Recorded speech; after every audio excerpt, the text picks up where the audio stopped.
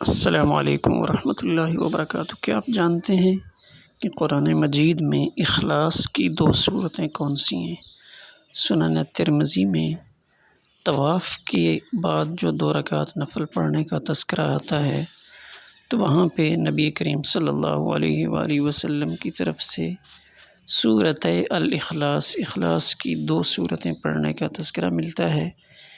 تو ایک سورہ کافرون اور دوسری سورہ اخلاص یعنی قل هو اللہ احد۔ ان دونوں صورتوں کو اخلاص کی 2 صورتیں کہا گیا ہے، اس وجہ سے کہ سورہ کافرون میں اخلاص فی العبادات کا تذکرہ ہے اور قل هو اللہ احد میں اخلاص فی الاعتقاد کا تذکرہ ہے۔ تو یہ دونوں صورتیں اخلاص کی صورتیں کہلاتی ہیں، سورہ کافرون اور سورۃ الاخلاص۔